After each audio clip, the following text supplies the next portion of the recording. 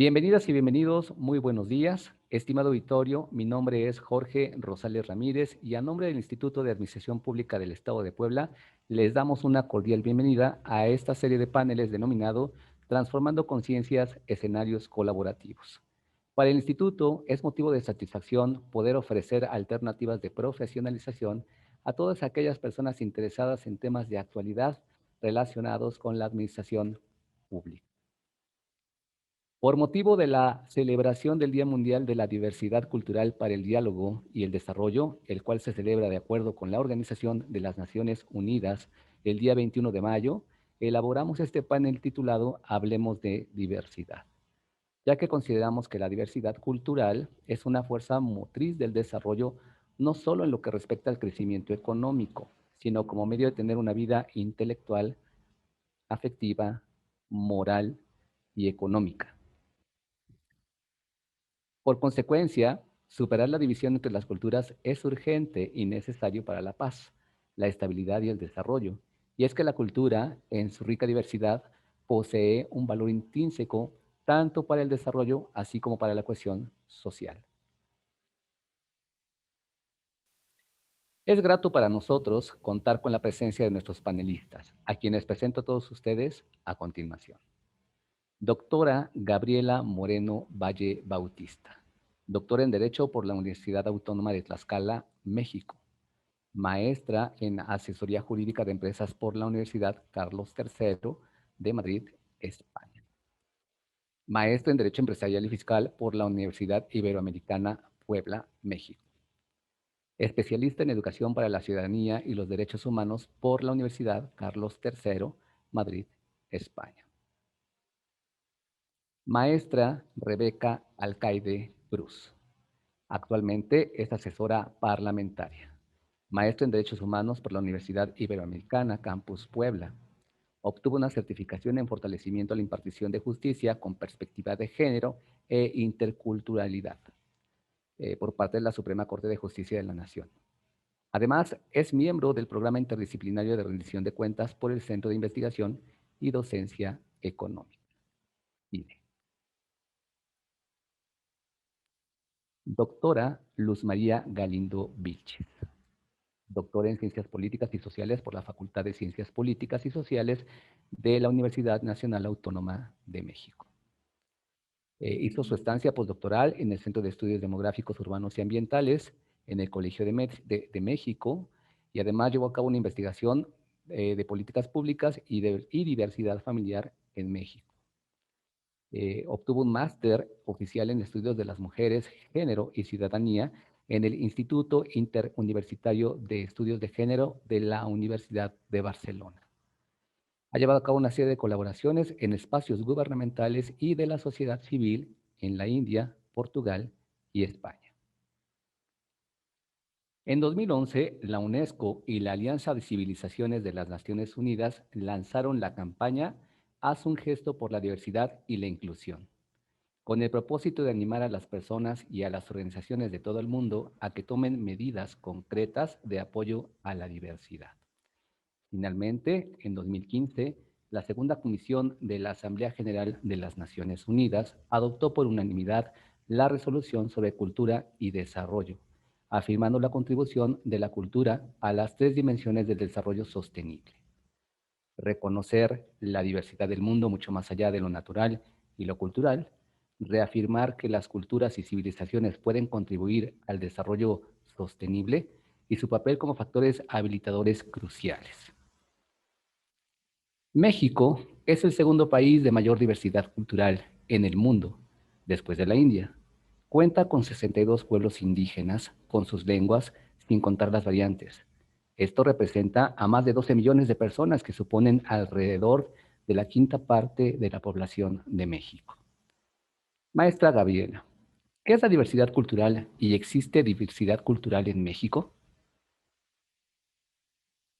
Buenos días para todos y todas. Sí, claro que tenemos una maravillosa y gran diversidad cultural en nuestro país. El artículo 2 de nuestra Constitución, reformado hace ya 20 años, importante, estamos a 20 años de la reforma constitucional que reconoce los derechos de los pueblos y nuestras comunidades indígenas. El artículo 2 de nuestra Constitución, eso establece que somos una nación multicultural. Me voy a permitirles muy poquito lo que voy a leer. La nación tiene una composición pluricultural, sustentada originalmente en sus pueblos indígenas, que son aquellos que descienden de poblaciones que habitaban en el territorio actual del país al iniciarse la colonización y que conservan sus propias instituciones sociales, económicas, culturales, políticas o parte de ellas. Y la conciencia, nuestra Constitución también reconoce la conciencia de nuestra identidad cultural, es decir, quiénes son pueblos y comunidades indígenas quienes se reconocen como tales. Es muy importante este punto, como dice nuestra Constitución. Antes de la colonización, bueno, no existía un solo grupo indígena en lo que hoy es el territorio nacional, sino diversos grupos indígenas de es una gran riqueza la que tenemos en México, bueno, lo que hoy es nuestro territorio nacional, esa diversidad, esa maravillosa y grande diversidad cultural. ¿Qué es esta diversidad cultural? Bueno, reconoce y legitima, por supuesto, las diferencias culturales que podemos tener los grupos humanos, pero también no nada más ese reconocer, sino convivir, ¿no? Dar el valor que merecen todas las culturas en nuestro país, bueno, que coincidimos dentro de un territorio nacional. Podemos ver las diferentes expresiones culturales en nuestro país, las lenguas. Tenemos en México, somos uno de los países con más riqueza cultural en ese sentido. Tenemos 68 lenguas con más de 364 variantes. Hoy por hoy hablamos de lenguas, no de dialectos, sino de lenguas indígenas. En la Constitución mexicana no se establece en ningún artículo que el español es la lengua oficial del Estado mexicano. Tenemos una ley de lenguas indígenas que establece que todas las lenguas que se hablan en este país tienen el mismo valor.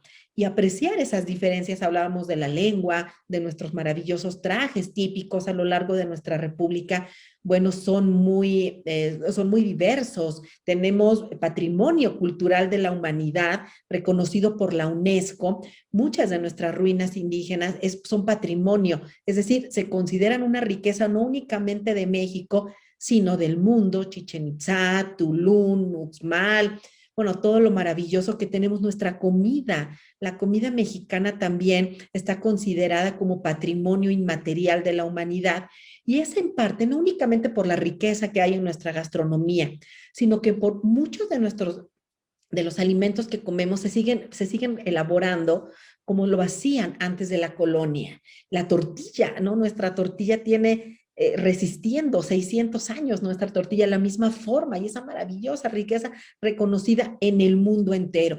No, eso es la diversidad cultural, entender que los mexicanos, las mexicanas, no somos todos y todas iguales, ¿no? Sino que estas diversidades nos enriquecen como nación, nos enriquecen como pueblo, estas expresiones culturales, insisto, no nada más es reconocerlas, sino también respetarlas, ¿no? Respetarlas, insisto, nuestras lenguas, las religiones también, ¿no? La forma de expresión de la religiosidad es muy diferente, las expresiones artísticas, no sé, por ejemplo, los voladores, ¿no? De Papantla, maravilloso lo que hacen, bueno, en diferentes partes, ¿no? Las expresiones de valores, la gastronomía, lo decía yo hace unos minutos, las cosmovisiones también, esos estudios maravillosos, ¿no? Que hicieron los mayas de las estrellas, de los planetas, bueno, eso también es reconocer su valor hoy en día. Un sociólogo mexicano, ¿no? Villoro, la tesis de Villoro es que en México amamos al indio muerto, pero despreciamos al indio vivo, ¿no? Es muy dolorosa esta afirmación, pero muchas veces cierta. Nos sentimos orgullosos, orgullosas de las pirámides y presumimos que es uno de los patrimonios de la humanidad y riqueza arquitectónica. Sí, claro, pero ¿qué sucede con las poblaciones indígenas en nuestro país? Desgraciadamente, encontramos altísimos índices de pobreza, de marginación, de analfabetismo, de enfermedades en nuestros pueblos indígenas. Eso es muy doloroso. Hay que reconocer ese valor que tienen, entendernos como tales. También el artículo 3 de nuestra Constitución, que habla de la educación, bueno, establece que la educación que se imparta tiene que respetar estas diversidades culturales, por ejemplo, la educación bilingüe. Decíamos, no es el español la única lengua oficial en este país, pero es la que prima, ¿no? Es la que prima, pues todo está en español, todo está en castellano. Oye, dice la Constitución, el artículo 2 y el artículo 3, que se imparte educación bilingüe, cada vez que muere una lengua, abre un pueblo entero. Hace un tiempo estaba yo en la península de Yucatán platicando con una persona oriunda de allá, y estaba hablando por teléfono esta persona con su hijo y estaba hablando en maya. Y yo le dije, ay, qué padre, ¿no? Que habla usted en maya con su hijo. Me dice, es que, pero él me contesta en español porque le da pena que lo escuchen hablando maya.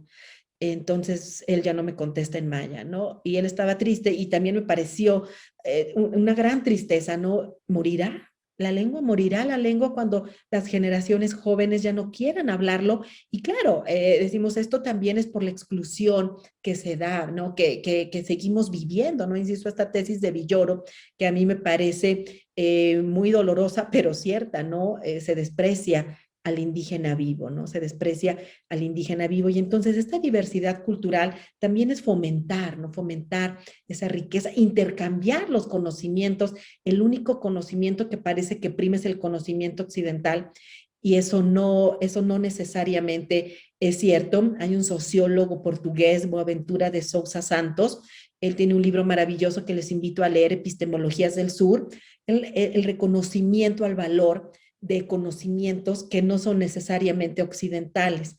Los pueblos indígenas de todo el mundo tienen una gran riqueza, no nada más en artesanías, sino también en cultura y filosofía. Los pueblos indígenas nos enriquecen con su diversidad, mostrándonos otras formas de entender el mundo. Su identidad es tan importante como la de cada ser humano. Por ello, también tienen el derecho a preservar sus culturas.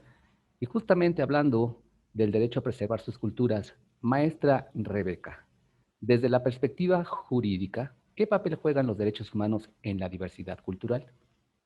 Derechos humanos son esenciales precisamente para poder consolidar lo que es el respeto, la protección, la garantía de la dignidad de las personas. Esto va a permitir que podamos alcanzar pues una vida adecuada y preservar estas libertades fundamentales como pues es el pensamiento, la propia conciencia, la religión y la expresión.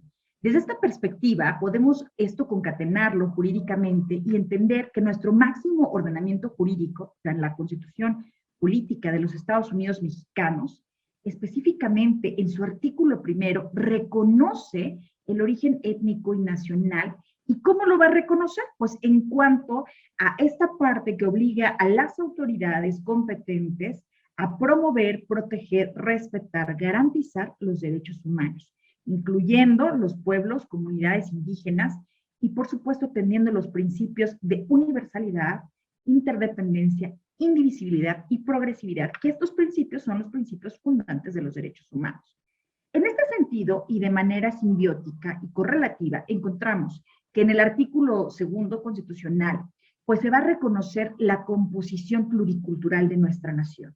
Es decir, esta se va a sustentar básicamente en el reconocimiento de los pueblos indígenas y de las comunidades, que esto va a permitir en este sentido pues más amplio una convivencia estrecha, pero también al mismo tiempo este respeto con estas costumbres, con este derecho consuetudinario.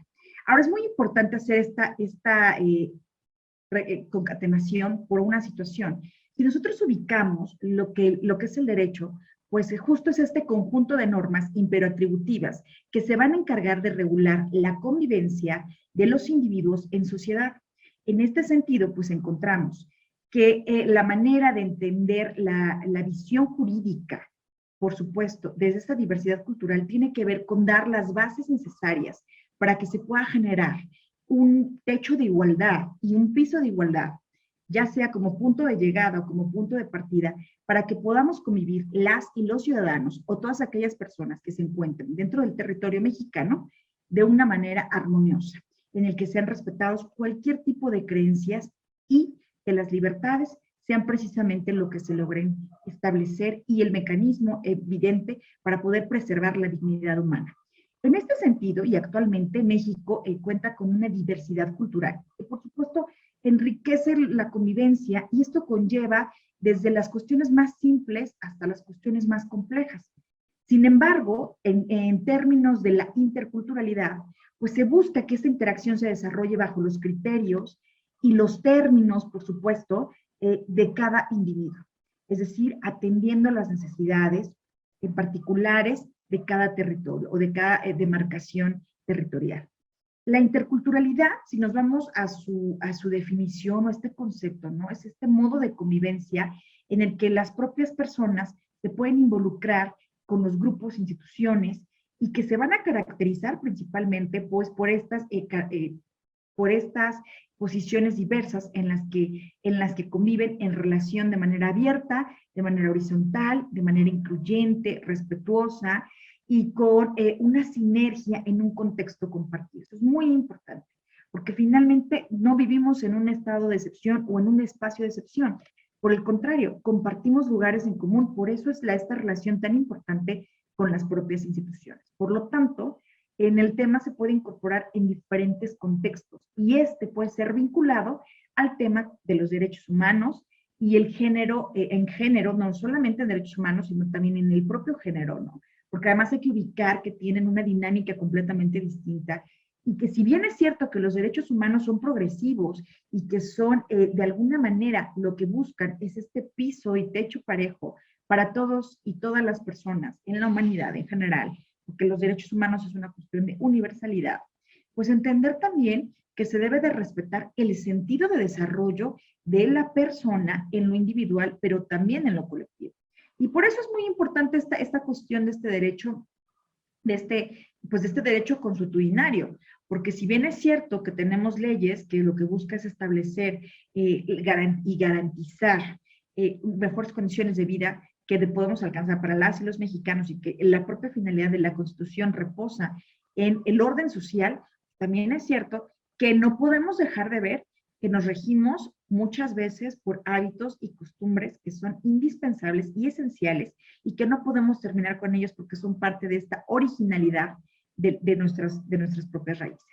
En ese sentido, ha habido una serie de avances y protocolos que se han puesto en marcha desde el Poder Judicial de la Federación e incluso, porque hay que también mencionarlo, en cualquier otros parámetros de los ámbitos y de los poderes que existen en este país. Se han emitido muchísimas leyes al respecto, pero también se ha emitido, en el caso del Poder Judicial de la Federación, este protocolo de actuación para juzgar con perspectiva de género e interculturalidad, atendiendo precisamente esta manera de este derecho consuetudinario y esta manera de vivir de los pueblos y comunidades originarias. Y en el caso de las leyes en México que precisamente han buscado generar esta sinergia, pues tiene mucho que ver con la no discriminación, esta ley general a la no discriminación en la que todos cabemos, porque es muy importante mencionar que en México es para todos y es de todos, donde todos cabemos, donde todos nos incorporamos, pero sobre todas las cosas, donde todas las voces son válidas. Esa es la inclusión básicamente, y esto es hablar de esta pluriculturalidad y esta diversidad cultural. Que la cultura precisamente, ya lo que me encanta y que cuando se pueden dar este tipo de diálogos me gusta mucho hacer esta reflexión. Cuando uno viaja a un país extranjero, cuando nos toca de pronto ir a un país, hacer algún tipo de exposición académica, pues la gente no te pregunta por un político en específico y tampoco te pregunta por el Producto Interno Bruto, te pregunta por tu cultura, te pregunta por tu lengua, te pregunta por las raíces. Este es justo la importancia de entender en esta nación la riqueza de la diversidad cultural. Y entonces ahí nos damos cuenta que es importante respetarla y preservarla y garantizar que las personas que se encuentren dentro del esquema de estas comunidades de diversidad cultural, estas comunidades originarias y pueblos originarios, tienen todo el derecho de que se preserve y de que, por supuesto, las instituciones públicas sean quien garantice. Y hay muchos mecanismos que permiten garantizar, que se han puesto en marcha a lo largo de diferentes planes nacionales de desarrollo que se han vivido en el país, pero también a partir de esta preservación con esta firma de tratados internacionales en los que se les ha aportado mayor impacto para que se pueda revisar el tema de la diversidad cultural, porque hoy tenemos claro que ir a la raíz es precisamente recordar nuestros orígenes, pero además es atender el porvenir. Los derechos humanos son progresivos, por consecuencia, se debe respetar el sentido de desarrollo de las personas en lo individual y lo colectivo. Ahora, ¿qué pasa entonces con respecto a los derechos humanos y la diversidad sexual? Doctora Luz María, ¿qué papel juega la diversidad sexual desde la mirada del feminismo?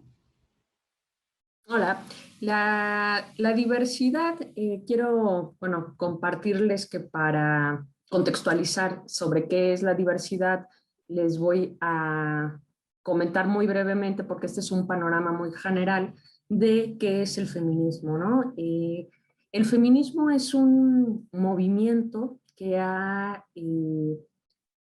cuestionado las desigualdades entre las personas, específicamente entre mujeres y hombres. Entonces, lo que el feminismo busca es esta equidad de igualdad entre las personas y específicamente entre las mujeres y los hombres. Desde el siglo XVII se ha visibilizado estas desigualdades. ¿Por qué empezar a hablar de feminismo cuando hablamos de diversidad? Porque el feminismo, a través de diferentes herramientas, como lo es la perspectiva de género, nos ha permitido cuestionar qué es la diversidad.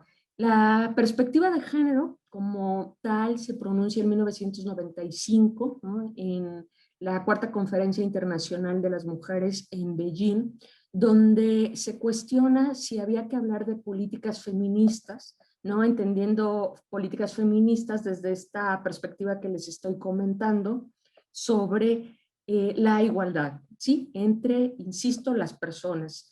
Entonces, la perspectiva de género surge como una herramienta donde va a tratar de comprender cómo han sido esas desigualdades entre las mujeres y entre los hombres. Y es en esta conferencia cuando se determina hablar de esta perspectiva como herramienta para cuestionar lo que habían sido las desigualdades.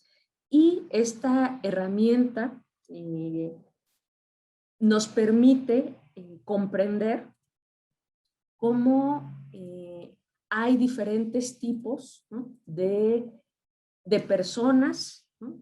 Hay estereotipos de lo que se llama estereotipos de género, que son preconcepciones de cómo debemos ser las mujeres, de cómo deben de ser los hombres. Entonces vamos viendo en esta diversidad que no todas las mujeres somos iguales, ni todos los hombres son iguales, pero además en los últimos años se ha hablado que no hay un género binario, es decir, que no solo es lo masculino y lo femenino, sino que hay un tercer género, como es el género neutro, ¿no? Y en países como Australia o Alemania ya se está incorporando pues en todos los documentos, en las políticas. En países como México, el Instituto Nacional Electoral lo está tratando de incorporar, pero está en ello. Entonces, vean cómo para llegar a qué es la diversidad, parto de el feminismo, porque el feminismo nos permite abrir un panorama sobre la diversidad, en este caso de mujeres y hombres, pero también sobre la diversidad familiar, por ejemplo, ¿no?, sobre la diversidad de comunidades indígenas, sobre la diversidad de orientación sexual. Vean cómo hay una gran diversidad, donde esa diversidad no tiene por qué ser desigual, ¿sí? Entonces, si planteamos desde el feminismo, después para la perspectiva de género, podemos comprender esta diversidad entre las personas, entre las comunidades, y cómo esta diversidad tiene una pluralidad que ha sido muy cuestionada, ¿no? Ha sido muy cuestionada desde un modelo heteronormativo que se nos ha enseñado, que ha sido construido y que pareciera que lo que es diverso no es bueno, entre comillas, ¿sí? Pero entonces les pongo a consideración para que reflexionen sobre esta diversidad, o hay quien habla de diversidades. Si bien es cierto, el feminismo ha cuestionado las desigualdades entre mujeres y hombres. La perspectiva de género surge como una herramienta que busca comprender esas desigualdades, tipos y estereotipos de personas, diversidad de orientación sexual, la diversidad familiar, etc. Maestra Gabriela, entonces, ¿cómo podemos desde la familia formar personas inclusivas y respetuosas con la diversidad? Bien, ¿cómo podemos desde la familia formar personas inclusivas, respetuosas con la diversidad? Es muy importante la institución de la familia. Ahí es donde crecemos, donde nos desarrollamos, donde nos podemos sentir cómodos y cómodas, donde formamos, ¿no? Cuando somos pequeños, pequeñas, bueno, vemos el ejemplo de nuestro papá, de nuestra mamá, de nuestros abuelos, de nuestras abuelas, y eso es muy importante. Entonces, ¿cómo podemos formar personas inclusivas? Repitiendo, ¿no? Esa terrible tesis de Villoro que se desprecia al indio vivo, ¿no? ¿Cómo vemos? ¿Qué escuchamos desde nuestra familia en relación con los pueblos y comunidades indígenas? ¿Qué escuchamos? ¿Cómo escuchamos que se refieran a ellos o a ellas?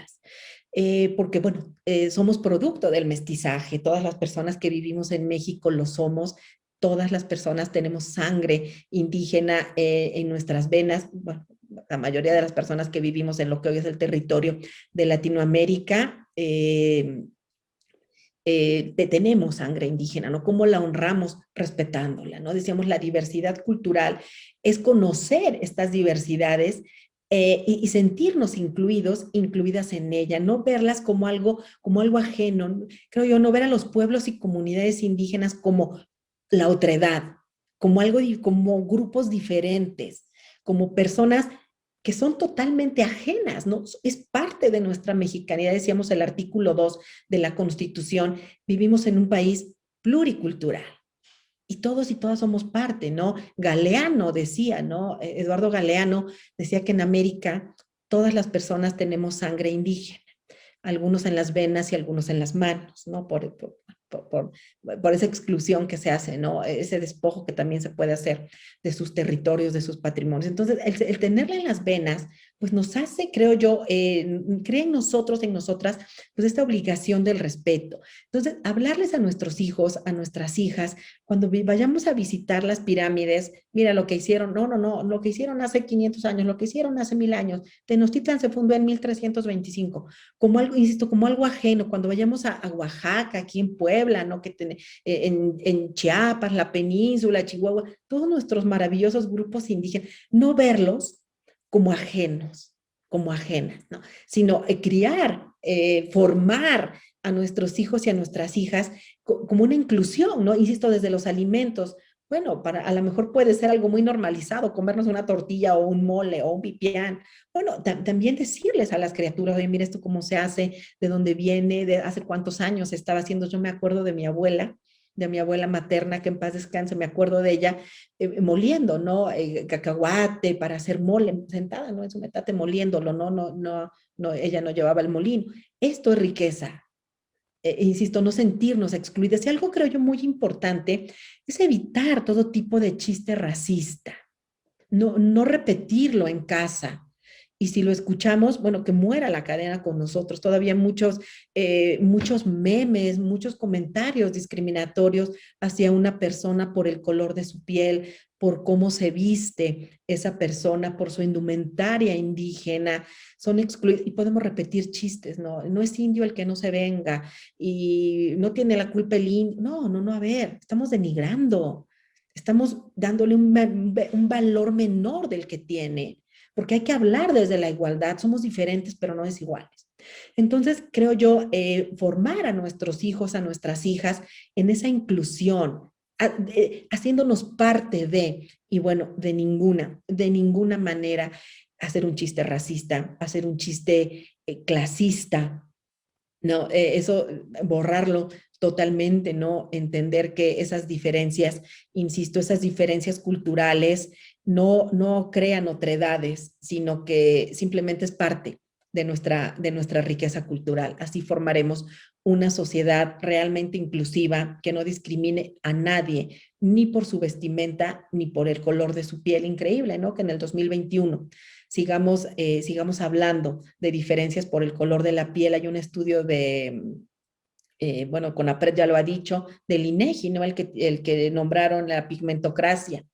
Entre más oscuro es el color de nuestra piel, menos ingreso tenemos. Entre más claro es el color de la piel, se tiene acceso a mejores puestos, tanto en el Estado como en la iniciativa privada, ¿no? Terrible dato, pero es una realidad.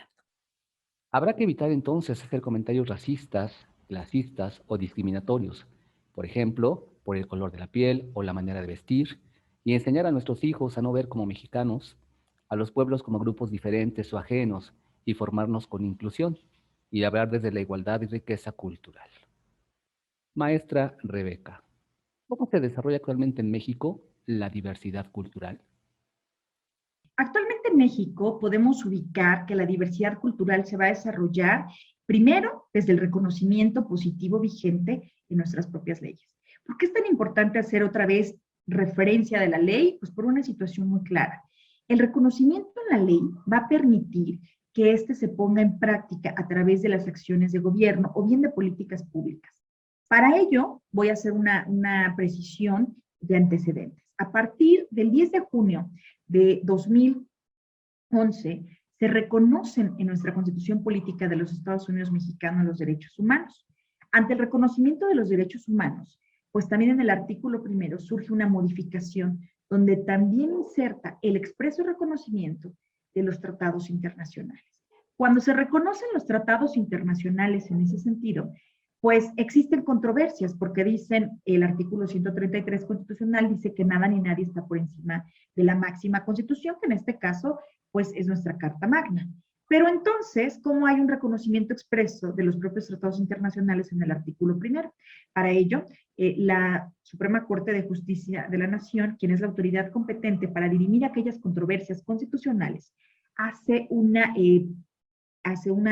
acción de reconocimiento de los tratados internacionales y de interpretación, por supuesto, pero también al mismo tiempo dice, los tratados internacionales deben de estar homologados en la propia Constitución y en las propias leyes. Esto que les acabo de exponer tiene que ver con el desarrollo justo de este derecho, de estos derechos de la pluriculturalidad, por una sola cuestión.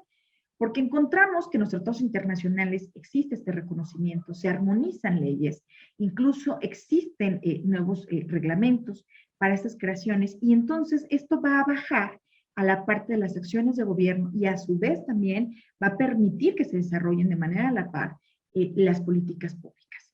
Y en ese sentido vamos a encontrar cómo hace 10 años el surgimiento de los derechos humanos ha permitido de manera expresa el reconocimiento de garantizar el desarrollo pues, de estos derechos culturales. ¿Cómo? Muy sencillo.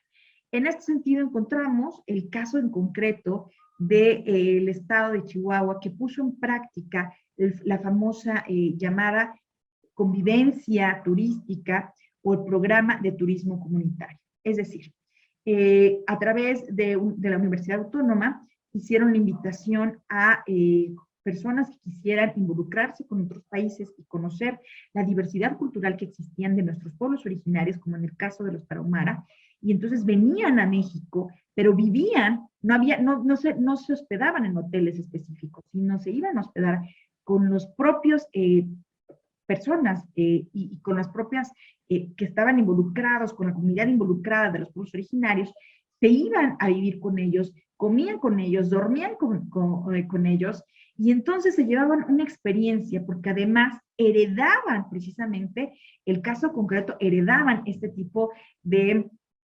apreciaciones con las personas que ellos estaban en otros lugares, y entonces lo que hacían es que como sinergia, ¿no? Entonces después recomendaban y venían, pero no nada más eso, hay que dejar en concreto otros casos que me llaman muchísimo la atención, como es el desarrollo de estas universidades interculturales que se echaron a andar y que ha sido algo magnífico porque ha permitido que hoy jóvenes que precisamente vienen de esas comunidades pues puedan estudiar y puedan ser abogados en su propia lengua, que estudien turismo, ya hay hasta maestrías y hay incluso hasta, ya se ha logrado obtener el registro a nivel nacional de los programas nacionales de calidad en estas universidades interculturales para empezar a formar a estos jóvenes pues en este camino de la interculturalidad.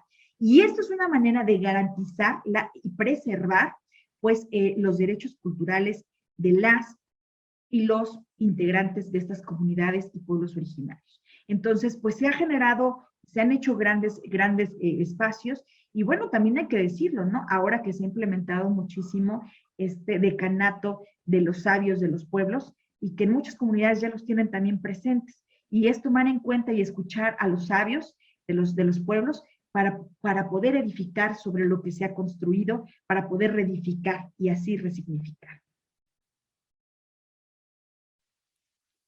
Es un hecho, entonces, que en México la diversidad se genera a partir del reconocimiento positivo vigente desde nuestras propias leyes. La diversidad, entonces, habrá que respetarla y preservarla. Doctora Luz María, ¿pero cómo lograrlo con la diversidad sexual? ¿Qué es y cómo aplica la diversidad sexual? Para comprender qué es la diversidad sexual, es muy importante que nosotros contextualicemos otra vez desde dónde parte, ¿sí?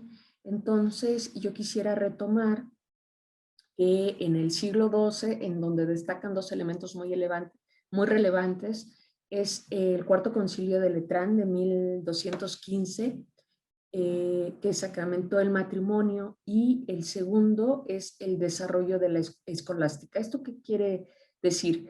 Que este concilio tuvo tres características. Uno, que el matrimonio debería ser monogámico, indisoluble y sagrado, pero también que este matrimonio debería de ser heterosexual, ¿sí? Entonces, con este concilio se argumenta entre quienes estaban en el poder, que eran, bueno, los reyes básicamente, y quienes estaban gobernando en la iglesia.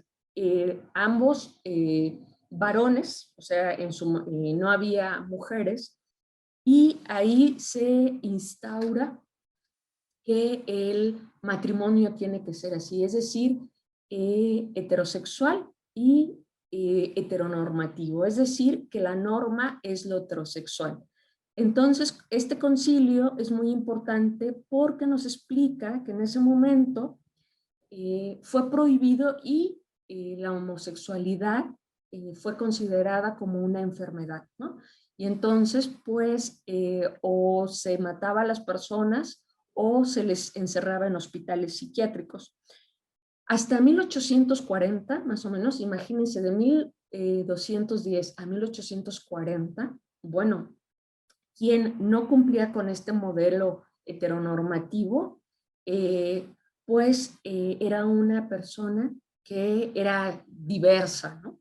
Y entonces, ¿cuándo es que se empieza a cuestionar que el ser diverso, el ser no heterosexual, no era enfermo o no merecía la muerte, ¿no? Es hasta la Segunda Guerra Mundial, cuando surge, ¿no?, la sexología como una ciencia de la salud, y entonces la sexología empieza a estudiar a quienes no eran heterosexuales. Entonces van otra vez visibilizando, ¿no?, las diferentes orientaciones sexuales, y es en 1969 cuando se consolida un movimiento de liberación homosexual en Nueva York, donde, bueno, se intentó clausurar un bar, hubo un enfrentamiento, y este bar, bueno, había personas homosexuales. Esto fue un hecho a nivel internacional, y a partir de ahí se crearon varios movimientos, entre los más importantes, pues algunos en Inglaterra, y en 1973 la Asociación Americana de Psiquiatría suprimió la homosexualidad como enfermedad. Fíjense, fue en el 73, es realmente muy reciente, y aún en países como Uganda, el ser una persona homosexual, es decir, diversa, es anormal, ¿sí? En México, a partir de los años 70, 80 y 90 hubo mucho se empoderó el movimiento de la diversidad sexual. Es decir, el movimiento de la diversidad sexual es aquel movimiento, se refiere a lo que no es heteronormativo, ¿no? O sea, y por eso se habla de una comunidad, de una población o de un colectivo LGBTTIQ, que quiere decir lésbico, gay, bisexual, transexual, transgénero, transvesti, intersexual y queer. Y se le pone un más porque, es decir, hay otras identidades, otras orientaciones que dan pie a todo lo que es la teoría queer, que estudia precisamente esta diversidad y donde se empieza a hablar de las diferentes orientaciones sexuales, pero también de identidades de las que no se había hablado, ¿sí? Y es en este momento en el que estamos donde precisamente se habla de diversidad sexual, pero es muy importante decirles que también se habla de esta comunidad.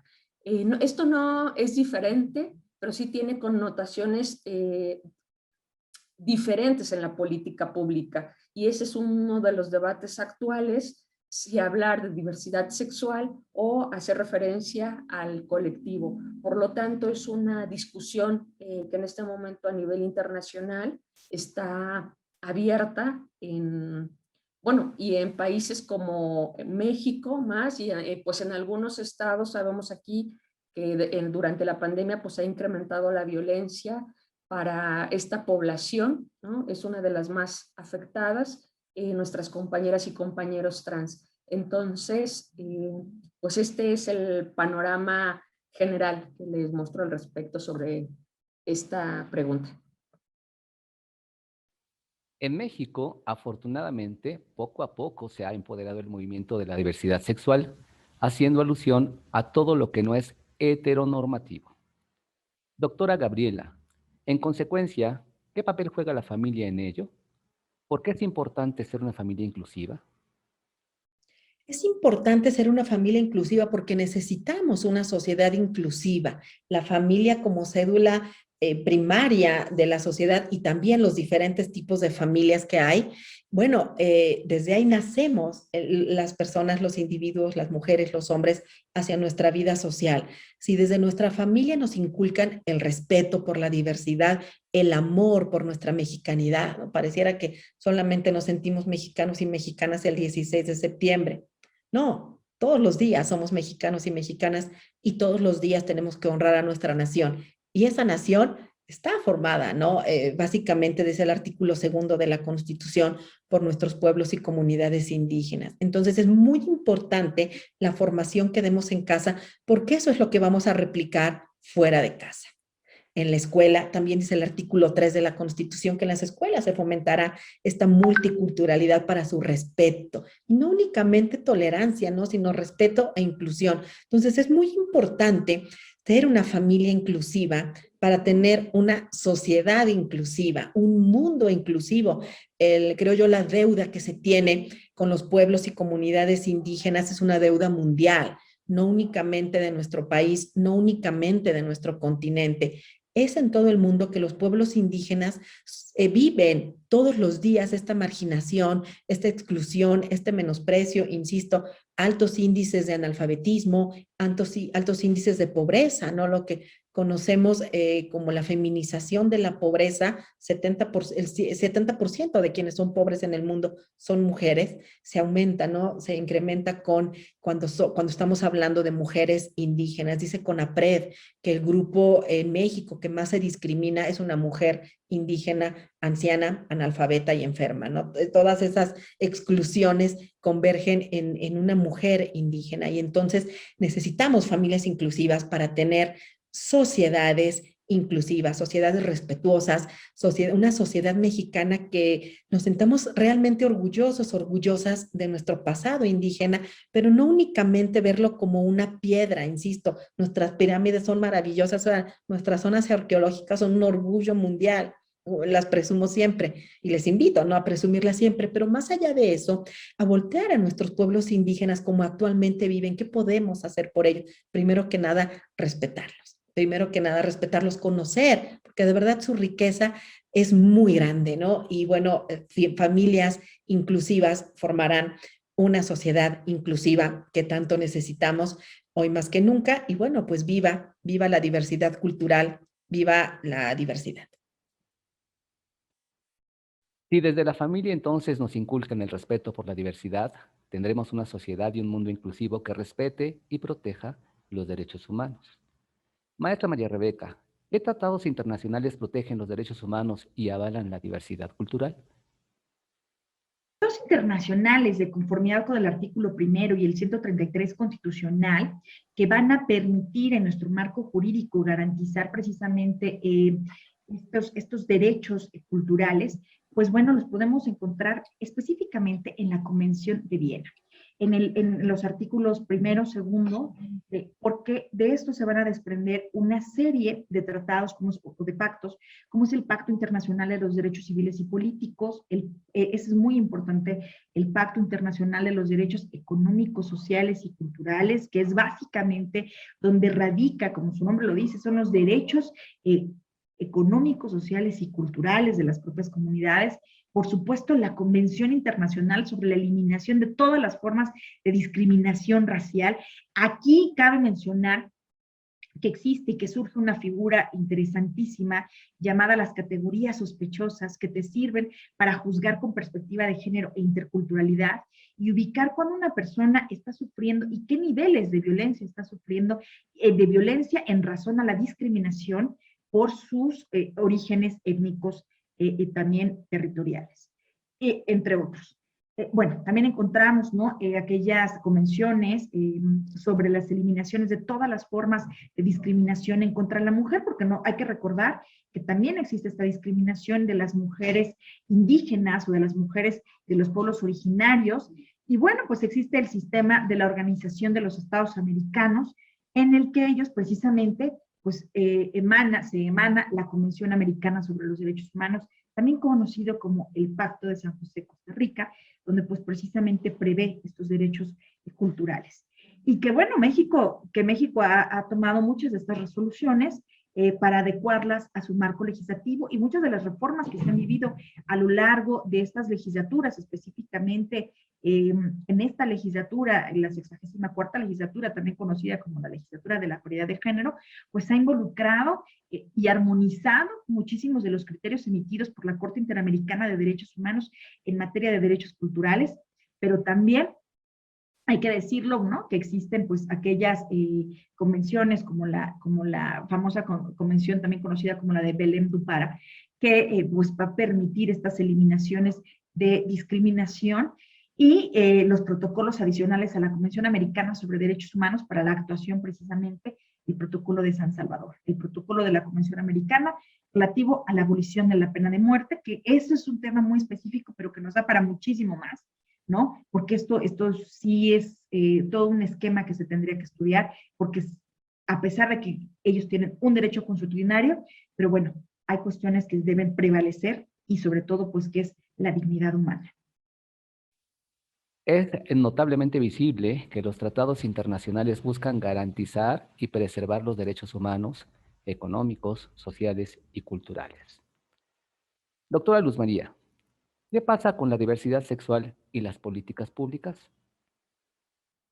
Bueno, es muy importante para esta cuestión reflexionar sobre las condiciones de posibilidad que nos han permitido llegar a esta reflexión. ¿Qué quiero decir?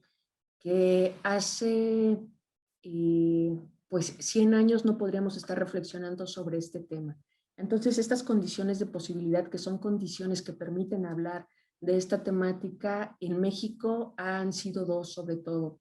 La visibilización del movimiento de la diversidad sexual, ¿no?, desde las marchas, todo lo que han hecho las y los activistas o desde la academia, y también la alternancia política. Son dos de las condiciones que han permitido que estemos hablando en este momento de este tema. Específicamente, para vincular los dos temas, quiero mencionar rápidamente que en nuestro Plan Nacional de Desarrollo actual no hay ninguna referencia a la diversidad sexual, ¿no? Ni al colectivo ni a la comunidad, es decir, hay una ausencia, no está considerada, por lo que es un tema pendiente, ¿no? Con respecto al matrimonio homosexual, ¿no? Es reconocido en varios de los estados de la República. Muy recientemente en Puebla fue reconocido el 3 de noviembre del 2020, ¿no? Con 31 votos a favor, 5 en contra y 3 abstenciones en el Congreso.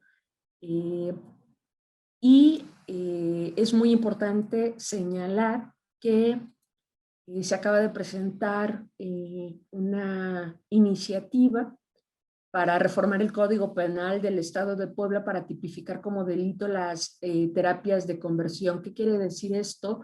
Bueno, que todavía hay terapias muchas de ellas son con electroshocks para que las personas dejen estas identidades fluidas o estas orientaciones que no corresponden con la heteronorma. Entonces, es decir, recapitulando la pregunta, en este momento en nuestro país tenemos un programa nacional con ausencia de considerar, de incluir a la diversidad sexual. Hay algunas iniciativas, como las que mencioné específicamente en Puebla, y así las hay en varios estados, para tratar de incorporar a esta comunidad a la política pública. Sin embargo, creo que hay mucho por hacer, dado que es un tema que es en este momento muy poco considerado en las diferentes normativas y en las diferentes planeaciones de los diferentes estados de la República Mexicana. Por lo tanto, me parece, y nos invito a reflexionar por qué está pasando esto y a que tomemos la acción desde nuestras diferentes áreas para seguir visibilizando, ¿no? Que hay una ausencia de políticas públicas, que hay un aumento, como lo mencioné, de discriminación y de violencia. Por lo tanto, es un tema pendiente. Gracias. Agradecemos la presencia de nuestros panelistas, doctora Gabriela Moreno Valle Bautista. Gracias por su presencia y su participación. Maestra María Rebeca Alcaide Cruz. Muchas gracias por su presencia y sus aportaciones. Doctora Luz María Galindo Vilchis. Gracias por apoyarnos en este panel. Hacemos una cordial invitación a todo nuestro auditorio para estar atentos a las siguientes transmisiones, información que estará disponible en nuestro portal institucional y en nuestras redes sociales. Gracias y excelente día para todas y todos.